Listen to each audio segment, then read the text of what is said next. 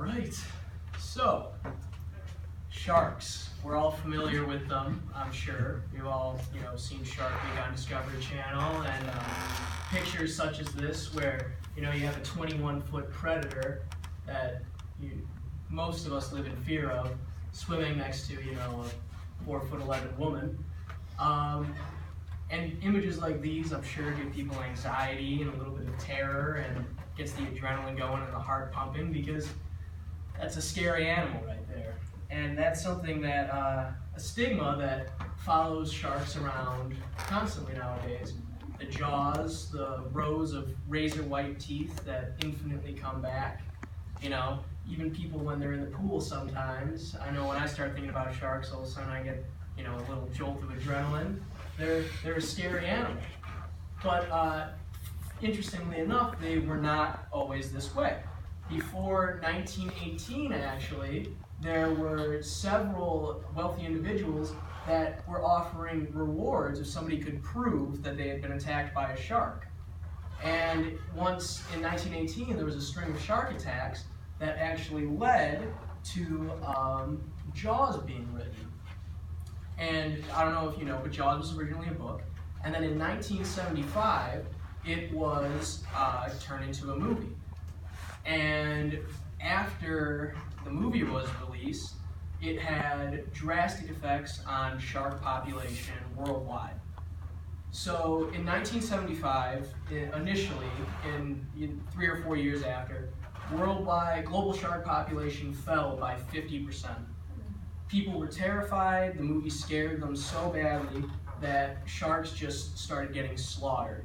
And from 1986 to 2000, hammerhead population fell an additional 89%, great white population fell an additional 79%, and tiger shark population fell an additional 65%.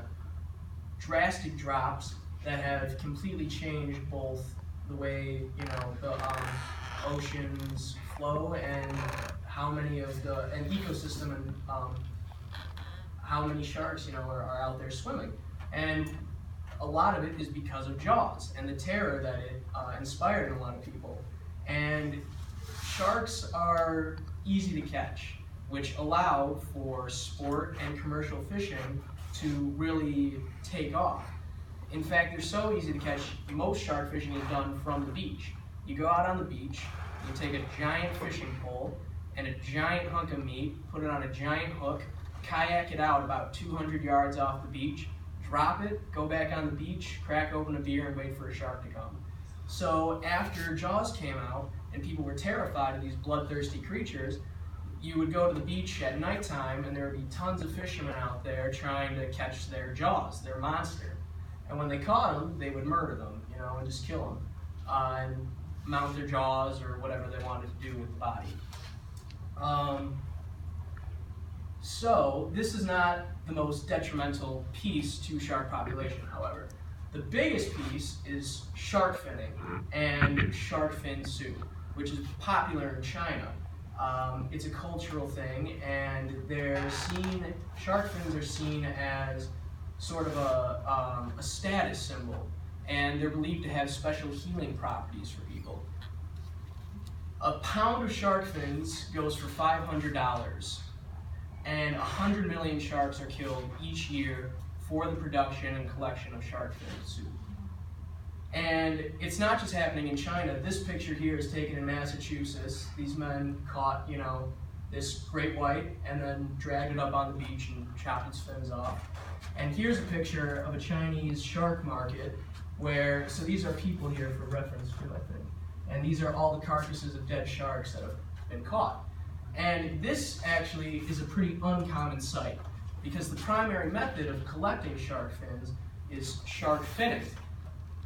The most precious part of the shark, the most valuable part at least, are the fins. And to keep this mass of animal on the boat is a waste of time and money for the fishermen. So what they actually do when they catch one, they cut the fins off and then dump the still alive shark back down onto the bottom of the ocean, where they drown or suffocate on their own blood. Now, the reason I'm talking about all this is because the Bahamas have revolutionized shark conservation in recent years. And the primary method of doing this is shark feeds. And I'm sure you guys have seen videos. They're all over, when Discovery Channel does Shark Week, and they're quite popular online. Scuba divers will go down on the bottom, and then a dive instructor will come down with a bucket of food and a spear, and they'll feed the sharks. And the sharks come and they eat the food, and you swim within a couple of feet, sometimes even touching the sharks. And the Bahamas, when certain businesses started to do this and perform these shark feeds, they saw a huge increase in tourism. And so, as the shark population started to get better and more tourists were coming to the Bahamas to partake in these shark feeds, they decided to ban longline fishing, which is a big factor in the shark population, because sharks end up accidentally eating these longline baits, and then they get killed by the fishermen when they're caught. And after they did that, the shark population grew rapidly in the Bahama waters, and the tourism only got more and more, and people were making way more money than they had ever seen before on that island. It contributes $114 million to the Bahamas economy each year, at least since last year. Education-wise, it allows scuba divers and tourists to learn more about, sharks, and it also gives them a space to personally interact with the animals and kind of lose the stigma behind it. And so there is a counter argument to shark feeds, because shark population is now on the rise since there has been better care. This has led to an increase in population worldwide, and with these shark feeds, sharks do move into the area and they continue to live there as they're being fed food. And the areas that perform are typically in waters where people are swimming, scuba diving, boating, a lot of things, so it increases the number of encounters with these sharks.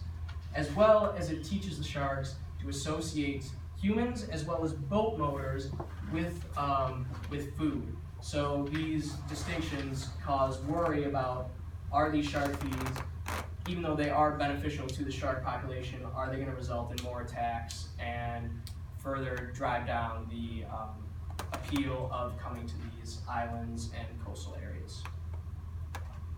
That's it. Thank you.